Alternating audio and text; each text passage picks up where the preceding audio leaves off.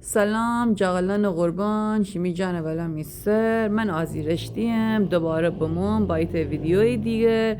امیدوارم که تا آخر ویدیو مرا همراهی بکنید.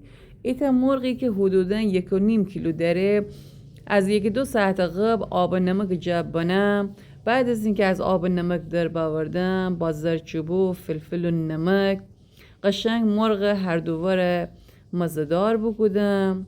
ایتا قابلمه جا روغن دکنید، مرغ درسته روغن جا بنید، ایز زعفران بزنید، مرغ هر دوباره قشنگ روغن درون سرخ کنید. در هم بین پیازم قشنگ درشت خلالی خورده کنید، پیاز بنید سرخ به. الان که او طرف مرغ سرخه بسته و گردنی من طرف دیگرم نیم تا قشنگ سرخ و برشته ببه که بعدن مواد بهش اضافه کنیم مرغ وانشه. پیازه که خورده کدیبیم و زرچوبه و نمک بزنیم، قشنگ در حین سرخ کردن 2 مرحله آب بهش اضافه کنیم تا قشنگ پیاز اتویی کاراملی در بیه. بعدن قیسی رو بهش اضافه کنیم.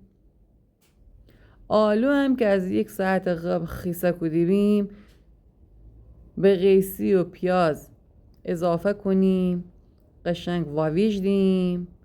زرشکم اضافه کنیم. اگر شما دوست دارید که شیرین تر ببه تنید کشمش پلویی هم بهش اضافه کنید.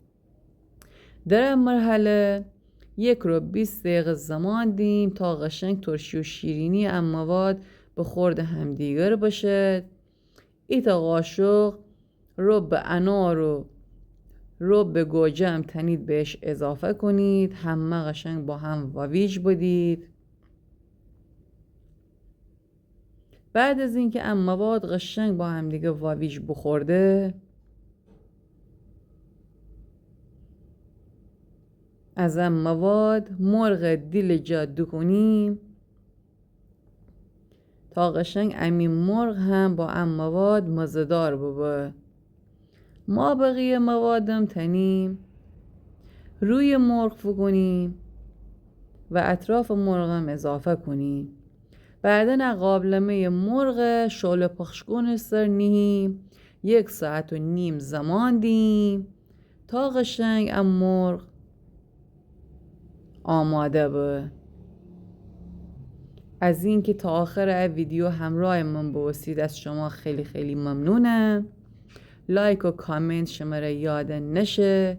مرا حتما سابسکرایب بکنید، به شیمی دوستان مرا معرفی بکنید. نوش جان شیمی جان قربان باشه.